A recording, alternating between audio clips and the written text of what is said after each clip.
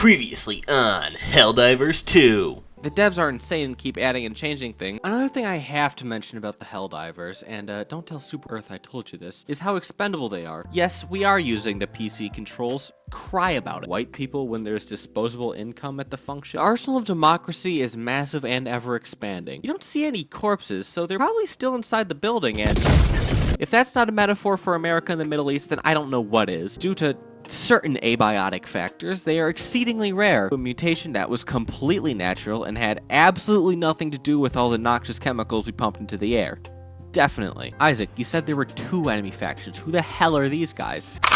Kids these days, am I right? The amount of camaraderie I feel towards people I know nothing about and will never see again is immense. This also represents something that's been happening in the community, and that is the overarching dread. If money allows, I may cop myself a Scorcher and Rambly plush. I'm very disappointed in you all. The 2 new Warbonds bring a couple new things to the table that will probably set the precedent for future Warbonds. It's getting obnoxious at this point. Why am I noticing so many patterns? Have I lost my mind? It was buffed to have more mags. This is a temporary fix, but a good start. Now just upgrade the Peacemaker and we'll be golden. Good riddance. This gun was hilariously overpowered, and I'm kind of surprised it took them so long to nerf it. This game is meant to be easy so I can have my power trip. Shut up! Never before have I seen so many full-grown men crying online about numbers in a video game. If you are intentionally killing your teammates in a team game, then you are in the wrong. It's not a black hole.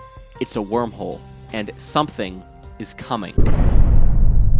Hello gamers, Isaac here. Welcome back to Helldivers 2. Before we start this video, there's something I need to get off my chest. I'm sorry about how I ended the Escalation of Freedom video. I was doing a whole 40k Blood Angels Black Rage thing, which first of all, half of you probably didn't even get that reference. I thought with Space Marine 2 coming out, more people probably get it, but my bad. Also, I was kind of joking about it while I was actually really pissed off at the same time, so it was really confusing whether I was being serious or it was just a bit. Yeah, so my bad. I think from now on, I won't cover controversies right when they come out, and emotions are high but information is low. Don't think I'm walking back on my statements though. Most of those nerfs were completely reasonable, and the Chaos Divers. Anyway, you know the drill. Let's lay out what we're going to talk about in this video. First, we're going to talk about the 4 new Warbonds. Then we're going to go over a whole bunch of balance changes. After that is the main course of the video where we talk about Omens of Tyranny and all its game-changing additions like new faction, vehicles, and melee weapons. Then we're going to take some time to go over some miscellaneous happenings like the Gloom and the whole Killzone fiasco. And finally, there's a pretty important message in the end. Alright, let's get into this. I want to start this off by saying I was right about Warbonds would work last video. Shrinkflation has hit the superstore and every Warbond comes with a title and theme pattern. Well, besides Servants of Freedom, but don't worry, we'll talk about that later. Oh boy, we'll talk about it. Going chronologically, we'll start with Chemical Agents. When I had first heard about a gas-themed content update, I was ecstatic. Orbital Gas Strike is and was my favorite stratagem ever. It's super versatile, being defensive or offensive, working on every enemy in the game, and the shell itself can destroy buildings. My favorite use has to be calling it directly on a bug breach and watching the kill combo reach the triple digits. Anyway, much to my disappointment, this Warbond has almost nothing to do with that stratagem. The only thing that does is the exclusive passive, which gives a partial resistance to gas. I'm fine with it only being partial because it's only a health drain and not being set on fire. Also because the armor sets look cool. The Warbond also has gas grenades in the stim pistol. They certainly exist. The final and most controversial inclusions are Warbond exclusive stratagems that have reignited the argument of if this game is pay to win. I'm gonna go ahead and say this game is not pay to win. I still primarily use the Defender even on Super Helldives, and it's one of the first guns to unlock in the game. Besides, the stratagems in the Warbond are at best side grades and at worst direct downgrades of pre-existing stratagems. All in all, pretty disappointing update, but next we got Truth Enforcers. This Warbond goes for an awesome red and black aesthetic and also has this really cool sci-fi Soviet armor. The title you get is called Free of Thought, which all the randoms I get teamed up with could use. Am I right or am I right? On the weapon front, we have the Loyalist, which is a pistol version of the Purifier, the Reprimand, which is a beefier version of the Defender that can penetrate medium armor, and finally the Halt, being a heavily modified version of the Breaker that takes advantage of the whole dual magazines thing by being able to alternate between stun rounds and armor-piercing flechettes. But there is something I really don't like about this Warbond, and that's the booster. Dead Sprint makes it so when you run out of stamina, it starts draining health instead. I really don't don't like boosters that have trade-offs because the whole team is going to have to deal with them, and you can really easily forget about them. The next Warbond is Urban Legends, and it's probably one of my favorites. Maybe I'm biased because I just really love Urban Camo, but the other stuff is also really good. The passive Siege Ready gives you higher ammo capacity and increases the reload speed, which is a pretty good buff with no drawbacks, and especially good on defense missions. The only weapon you get is the Stun Lance, and I'm going to talk about melee weapons much later on in the video, but I'm going to go right out and say this is the best one, because all the other ones you have to enter melee range to be able to use them. While I usually don't talk about Warbond emotes, this one is very different. This is Democracy works as an alternate melee attack, and it's a gentle motivation for your teammates. Oh, what? Wait, what? Wait, what? Did you know? What? Fish mode! For a group of bugs, What did you do? bane of terminids. The unofficial fuck? term is future. How did I knock you prone in the ship? Finger around the rosy. Armed resupply is really cool and causes the resupply pods to deploy with an automated liberator, which has a huge 100-round mag placed on top of them. It reminds me of how when I used to play DRG, I had this uncontrollable urge to put my engineer sentries on top of the resupply pods. Finally, we have the stratagems, and unlike chemical agents, they're very powerful. Starting with the directional shield, it's the love child of the ballistic shield and the shield generator pack. Personally, I think this is better than the ballistic shield, not because it can regenerate or cover other Helldivers. I just like it because you can actually see in first person. Next, we have the flame sentry, and while I call all the sentries in this game area denial, this is true area denial in its purest form. Anything that enters its radius is dead. Finally, the anti-tank emplacement is manually operated like the HMG platform and fires heavy anti-tank shells that can take down the strongest enemies in the game. But where it really shines is the rocket defense missions, because two guys in the back coordinating on these can shoot down almost all of the transport ships, completely trivializing the mission. This obviously doesn't work with the burrowing terminids, but ever since the Impaler was released, I low-key decided I would rather than play rocket defense against them. I just talked about one of my favorite Warbonds, so let's end it with my least favorite, Servants of Freedom. Well, no, least favorite implies I was forced to choose, and maybe it isn't all that bad. Let me rephrase. I hate this Warbond, but I'm gonna explain what's in it before I talk about why I hate it. It seems to be going for an ancient aesthetic with the armor and names, but the rest of the Warbond doesn't really reflect this. On the weapons front, we have the Ultimatum, which is the bigger version of the grenade pistol that does a lot more damage and is enough to destroy buildings, but has the trade-off of being miserable to control and having barely any ammo. Yeah, this thing is stupid, and you should just use Precision Strike instead. There's also the Hey gamers, would you believe that I got what the secret grenade does completely wrong and never noticed it once throughout the entire script writing and proofreading process? What the secret actually does is fly to the nearest enemy and explode. It's not really smart enough to target elites or groups of enemies, so it doesn't seem that good. It just really seems like a better idea to use one of the other impact throwables and just get good. I guess it's good for anti-air as the trailer shows, but it seems kind of stupid to waste your entire throwable slot for a very rare enemy type, and there are a lot of other, much more versatile anti-air weapons. Also, this isn't the last time you'll see me in this video, because we only have the best quality assurance here at Big Boy IO1. And finally, there's a double-edged sickle, which is actually kind of cool because it does more damage as it heats up, but when it overheats, it starts to damage you, and yes, there is a perfect sweet spot where you could do high damage without getting hurt. Now I'm going to talk about the portable Hell Bomb and why I hate this Warbond. First of all, it kind of ruins the balance, because usually you have to call in a Hell Bomb, defend it, and then arm it, which can always lead to tense moments and bold sacrifices. With the portable one, you have to just press one button, drop it, and it functions exactly the same as the regular one, but is also indestructible. But let's be honest, this is primarily used by clip farmers activating it and running into enemy groups. This and the armor passive that makes you explode on death completely ruins everything that makes the Helldivers unique and just turns them into generic sci-fi humans. I know I sound like a real asshole telling the devs how to make their game, but this is really more of the community's doing. Yes, Super Earth doesn't care about them and they might be unhinged, but they are still the elite soldiers and frankly, Super Earth's best. Many people don't seem to understand willingness to die doesn't mean eagerness to die. Maybe I'm being dramatic, but this Warbond kind of sucks because there are so much more cooler ideas, like a Thief theme or a stealth theme one that gives more scout armors and all those suppressed weapons that were promised.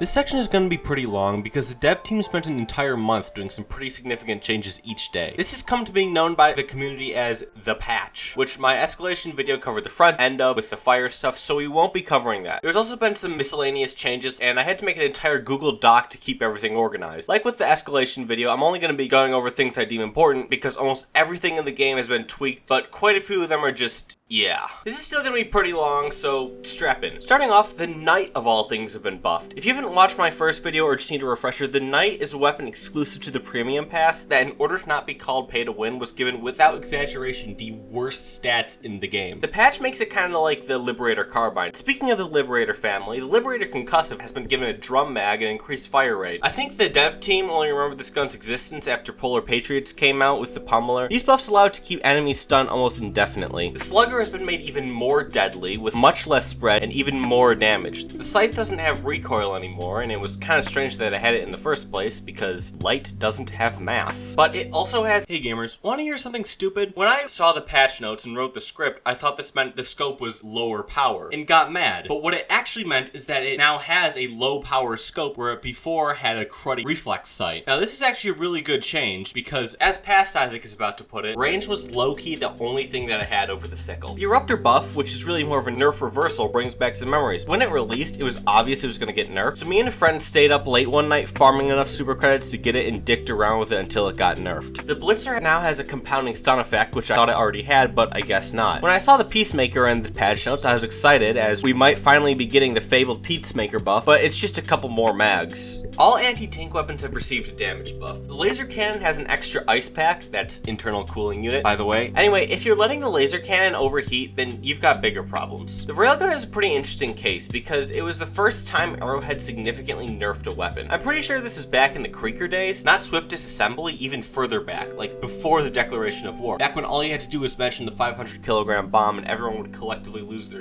Ever since then, the railgun was pretty much the AMR, but it did more damage and didn't have a scope. But it's back to its glory days now of being able to one-shot Bile Titans. The heavy machine gun can now damage heavy and super heavy enemies. The autocannon can also do this, and can now fire flak shells as well. This isn't really for anti-air though, because there's only 2 air units in the game, and one of them is too armored to care. So this is really for clearing chaff. The recoilless rifle can now change between high explosive and anti-tank shells. All throwables do a lot more damage now. Stratagems can no longer ricochet, which is really rare to begin with. Like, I've never seen this happen, but from the videos I've seen, yeah. 500 kilogram bomb had its radius finally increased. If you don't know, the bomb had a deceptively low radius. You could stand really close to it and not even take damage. It reached the point where the visual explosion was much bigger than the actual hitbox, but that's all fixed now. Both exosuits get one more use. Gas now blinds enemies and causes them to stumble around. Mine spread out a lot more. The shield generator now covers 15 minutes while it used to cover 8. Jump pack has a pretty revolutionary buff, being able to aim while airborne, but has the drawback of being much less stable. And by that I mean if you don't land perfectly, you'll ragdoll. Hey gamers, Isaac here. So this is wrong, but it's not actually my fault this time. I just want to start this off by saying I have nothing but respect for Arrowhead in the dev team. I think I've made this very clear, but what they did here is very shady and underhanded. When Borderline Justice released, they added this thing called the Lift Pack, which is like a modified version of the Jump Pack that lets you stay in one place and shoot, kinda like North Star's ability. Now, in order to make this more appealing, they actually went and removed this aiming while airborne in the Jump Pack feature. Now, I'm fine with this. I've made it perfectly clear that I am fine with nerfs, and frankly, I would be very willing to trade being able to aim while flying in order to not ragdoll the second you hit the ground. But where the problem lies is that they did this in complete secret. They didn't mention it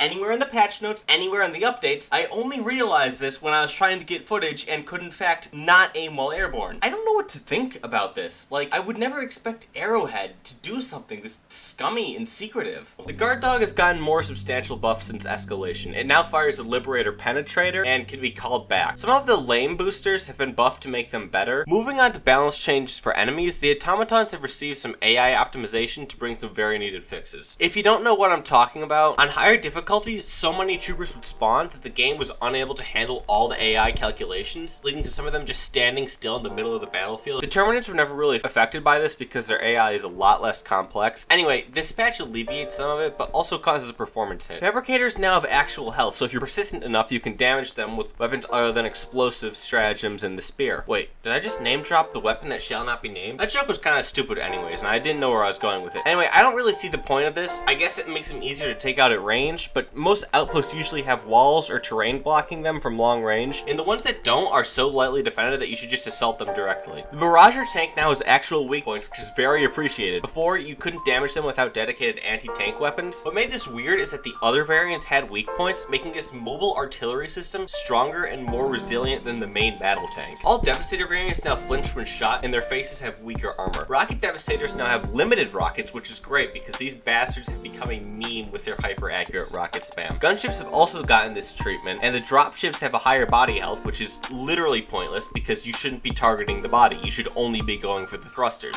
Moving on to the bugs, the Charger's abdomen has less health, and the exposed flesh now takes 300% more damage. Hunters now have an area cooldown on their pounce, so you can only get jump one at a time. And that's all the major changes for the bugs. Yeah, only two. I guess you could say it's because they're perfect the way they are. Finally, we have the miscellaneous section, which is just for tweaks that don't fall into any particular category, and additions too small to talk about in the dedicated section later in the video. The galactic map now shows strategic assets on planets. Before, it would only tell you during major orders like, oh hey, there's a training center there by the way. Now it just shows you in the planet info card. This probably means we'll never get a children's hospital situation ever again. There's now an emote wheel, which is cool. Temperature modifiers are now dynamic and change with the weather. For example, the extreme heat of the desert planets goes away with nighttime. Exosuits and other support stratagems show up on the minimap. Patrols have been reworked, so instead of just jumping up in volume after completing the main objectives, they will instead converge onto the extraction point. I like this because it always kind of sucked how you were locked in doing the main objective last, and it also makes extraction feel more earned. Barrels are much more explosive and leave fire behind. Okay. Speaking of fire, it takes a bit longer to ignite, so it's not just instant whenever a singular ember touches you. Match rejoining is now in the game now, alleviating the problem that me and others had of random disconnections. Stratagems have been recategorized in the selection menu. Some people are trying to make a stink about it. Grow up. Finally, you can now run while holding artillery shells. Wow, that was a lot. But the rest of this video is going to be a lot less chaotic. The marketing behind this release was immaculate. I have this thing where I like to collect trailers that I really like, and this one easily joined the ranks. But what happened afterwards was even more intense. The game went through a mini renaissance, and there was a huge resurgence of players, including me. I always thought it was weird how in movies a character could just say a couple words and invigorate an entire group, but when I heard all Helldivers to Calypso, something just activated in me. It even managed to get all of my friends on, which is a very rare occurrence. I talked a little bit about the Illuminate in the first video, but they've completely changed after the royal ass kicking we gave them in the first game. While they were once clean and smooth, they're now a bunch of disheveled biomechanical freaks back for vengeance. The graph is going to be a little different because there's so few of them and they kind of wipe their with the classification system I made. So we're using a pyramid because aliens, and also because they're really bottom heavy, with their battle doctrine being to swarm you with chaff units while their elite units stay behind and shoot. Starting with their first tier, we have the voteless. They're zombies. I don't really know what else to say. Oh, sometimes they regain their humanity right before they die and will stumble around confused, or maybe even throw in a salute. It's cool at first, but it gets kind of tiring. From a gameplay perspective, it's almost impossible to tell if they're doing their death animation or are still alive, leading to wasted ammo, and also the whole "there's still a human inside" is kind of overused. Like, we've been doing it since 2004. Can we please think of something else? The next tier is the actual Illuminate with the Overseers. These guys come in two flavors. The regular Overseer is a versatile ranged unit that prefers to shoot at you with its spear, but can also bring up a shield if it encounters heavy fire. If you get too close, it can sweep your feet out from under you, which makes it way more stronger than most dedicated melee units because it's possible to get stuck in an inescapable combo. There's also the elevated Overseer, which I hate. Every faction just seems to have one unit that exists solely to cause misery, and this one is the Illuminates. They fly around in jetpacks with a rapid fire rifle and will occasionally throw grenades. Where the problems start is that they have the same health as regular Overseers, and they just love to hover right in your peripheral vision when you're fighting other enemies. But they're especially horrible on the rocket defense missions where they just beeline directly towards the generator and start draining its health. While the next tier isn't as dangerous combat-wise, they bring in reinforcements which are a lot more dangerous. First is the Observer, but me and literally everyone else I know calls them drones, so that's what they'll be called from now on. These little guys work like how the city scanners from Half-Life 2 were supposed to. They float around the map, and if you're caught in the scanner or they take damage, they call reinforcements. They're deceptively hard to kill and have an arc launcher that can temporarily stun you, which they'll also stick around and use after reinforcements are called in. And I swear they are specifically programmed to only zap you at the most inopportune times possible. The warp ships function like automaton drop ships, but with some significant difference. They're fully enclosed, so you can't damage units right before they deploy, and they also have an overshield. When they first came out, they didn't have this, but they were just so easy to destroy, the devs decided to add it. The way to destroy these guys is kind of like the opposite of the dropship, where you have to shoot the big thing in the center where they beam troops down from. The final tier is the Harvester in all its tripod glory. It even has a little foghorn. These guys are the main reason I was hesitant to use my regular classification system. The marketing treats them like super heavies, the game treats them like heavies, and once you learn their weak spots, they feel more like mediums. Their main attack is a beam that insta-kills on everything but grazes and leaves fire behind. They also have a powerful arc cannon to stop you from getting too close, which me and my friends have affectionately called the bull insta-kill lightning attack. They also have overshields, and their weak spots are the leg joints. Illuminate outposts are simply landed warp ships with their hatches open, but be careful because grenades you throw can roll out. These are usually pretty poorly defended, except when they're not. The Tesla Tower is more dangerous than anything the automatons could throw at you, and is surpassed only by your own Tesla Towers in danger, because these ones play a warning sound before they shock you, giving you enough time to hit the deck and ground yourself. Besides the regular SEAF tactical objectives, they also have the Cognitive Disruptor, which works like how Republicans think 5G towers work. If you're within 200 meters, it scrambles stratagem codes, kind of like that operation modifier that was only around for like a few weeks after the game came out. They're really easy to find, and while you can take them out with stratagems, the scrambled inputs run the risk of you calling in a resupply when you meant to call in an airstrike, or vice versa. The intended way to take them out is to destroy their 4 power taps, careful they explode, which causes them to implode. It's best to get all the taps immediately and ignore the garrison, because as we'll get into momentarily, Illuminate are very easy to dodge. While I often disapprove of gameplay guides and think that everyone should learn by themselves through gameplay, the Illuminate are new and the game doesn't really explain much. I promise it'll be short. Starting with those overshields, the key is constant damage. The higher the fire rate, the better. This leads to the machine gun, the first support weapon you unlock at the game, being insanely good against the Illuminate. Not only for shields, but also for panic firing into hordes of voteless. You can also use the HMG if you're comfortable with the increased recoil or using engineer armor. Speaking of armor, engineering kit is pretty good, but I prefer electrical conduit because it stops you from instantly dying to Tesla towers and close range harvester attacks. It also makes you completely immune to drone attacks. And it's kind of funny how these finally have a use, because when the Warbond was first released, everyone thought that it meant the Illuminate were coming. Whatever passive you're running, make sure you're using light armor, because most Illuminate attacks are slow and easy to dodge, while also being super powerful, so face tanking isn't really an option. This includes the voteless, because while their attacks are weak, slower armor makes it easier to get cornered, which you really don't want to happen. Meanwhile, light armor lets you kite entire hordes, although they're zombies, so I guess the correct terminology is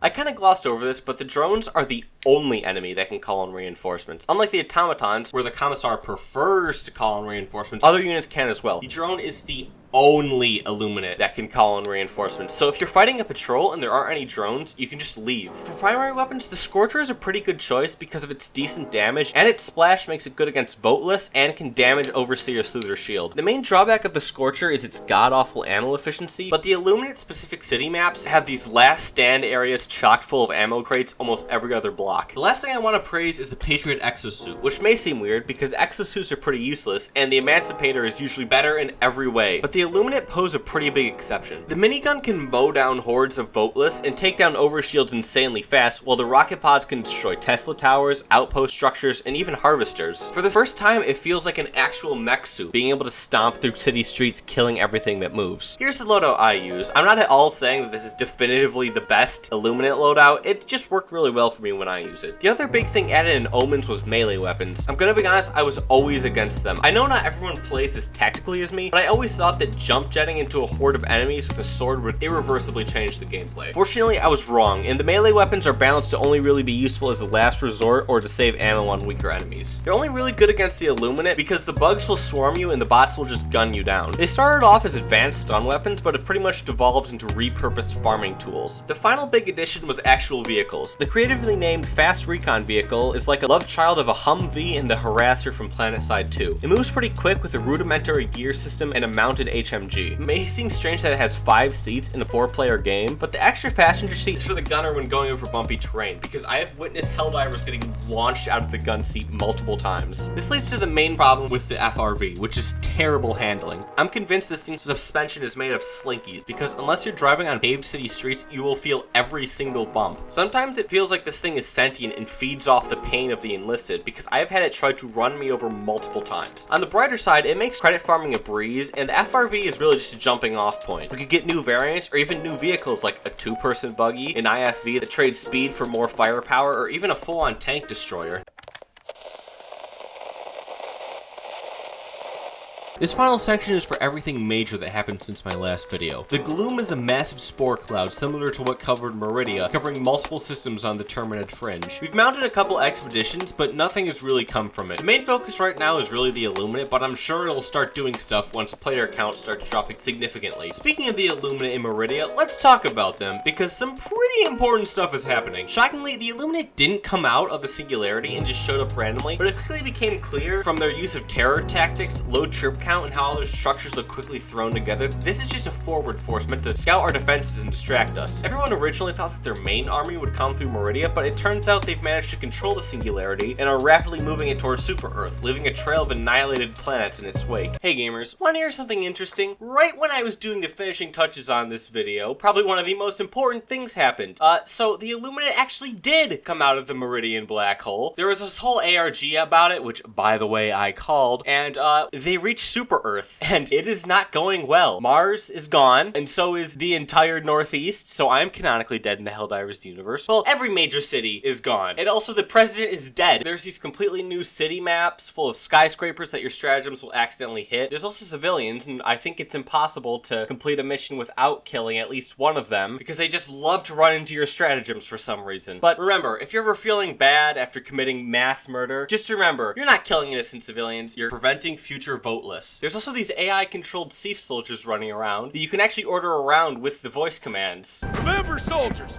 waste enemies, not bullets. Me and a lot of the community views them with this protective gaze like you would a younger sibling, but just like with the civilians, they're not destined to live that long. Along with this, there have been a bunch of new additions, like new Illuminate units with dedicated artillery, which is just a super jacked overseer holding a huge cannon. There's this crime against God, the strike craft that no one can seem to agree of the name on, and the Leviathan, which just chills in the air and insta-kills you. There have been some more additions for us, like a new Warbond, and also weapon customization. But it's not as big as it sounds, because the weapon customization isn't really that advanced. It's a lot like Fortnite's weapon customization, really. Anyway, I just swear I have this curse for right when I'm about to finish a video, a huge update comes out and makes you look like an idiot. It happened with Escalation of Freedom, it happened with Indigo Park, and it's happening now. Okay, so addendum to addendum. Right before I was going to export this video, I saw that we managed to fight the Illuminate off, and also I'm pretty sure we're a military dictatorship now. We've talked about the bugs and squids, so let's talk about the bots. Special factions have been introduced that fly around from planet to planet on their own ships, causing special units to spawn during missions on them. The tamer of the two is the Jet Brigade, that outfits every trooper and commissar with the Assault Trooper's jump pack. The other one is the Incineration Corps, that takes advantage of the bots' resistance to fire by significantly changing the loadout of units and giving them a new paint job. Regular troopers have flamethrowers, heavy devastators use incendiary ammo, Hulks have incendiary grenade launchers, but the most sadistic is the regular Devastator, that has the heavy shield and a massive incendiary shotgun. But at this size, it's really more of a flak cannon, which I like to think of it as karma for all those people who abused the pre-patch Breaker Incendiary. Hey gamers, Isaac here. I completely forgot, but there's also a version of this for the Terminids. But now that I'm looking at it, I think I might have just repressed the memories. Because what this does is it buffs the two most miserable enemies in the game. Besides some visual changes, hunters can now spit acid and go invisible, like stalkers. Speaking of stalkers, they're now in the regular spawn pool, but as a small mercy, they can't go invisible anymore. But in the end of the day, they're still stalkers, which if you didn't know, can one-hit kill you if you're in light armor. On the human side, we've created the Democracy Space Station, which goes from planet to planet, providing various buffs on the field and the galaxy map. What I really like is how you can donate to it. The further you get in the game, the lower the value of samples and requisition slips, to the point where they get completely full. So it's nice that there's a way to spend them. Another big thing was the first official crossover. This was with Killzone, and I'm gonna be completely honest, I had no idea about this series before the crossover, but from everyone's initial reaction, it was a good fit. But where opinions started to sour was the pricing. For example, the STA-52 assault rifle cost 615 super credits. For context, an entire Warbond costs 1,000, all for a Liberator reskin with a bigger magazine. A gripe I personally have is the clashing aesthetics. I never really realized that the armor in this game had such a prevalent aesthetic. I guess I'd describe it as blocky? Anyway, this hyper-realistic evil flight suit thing just really sticks out like a sore thumb compared to all the other armor. I know I said I'd be staying away from controversies, but this one has already been resolved and was pretty minor. After the almost unanimous pushback, the dev team apologized and gave everyone the second phase of the crossover for free as an early Christmas gift. On October 26th, everyone celebrated Liberty Day. I missed it because I have a life. On Liberator Day, they gave everyone an armor set from Helldivers 1. I'm just gonna replay my Impaler clip from the last video.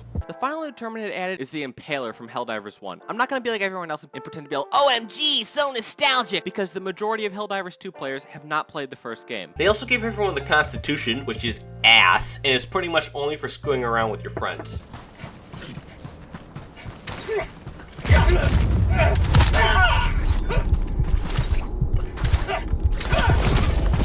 They also gave the Model Citizen to celebrate the 1-year anniversary, and made the Alpha Commander no longer an exclusive Twitch drop and gave it to everyone. I'm sure some people made a big stink about it in the same vein as Renegade Raider, but I don't really care because I fundamentally do not respect anyone who spends their entire day watching live streams. Okay, maybe that was a bit too far. I'm pretty sure that was everything. I did skip over some minor stuff, but yell at me in the comments if I missed something important. But now we can finally move on to the...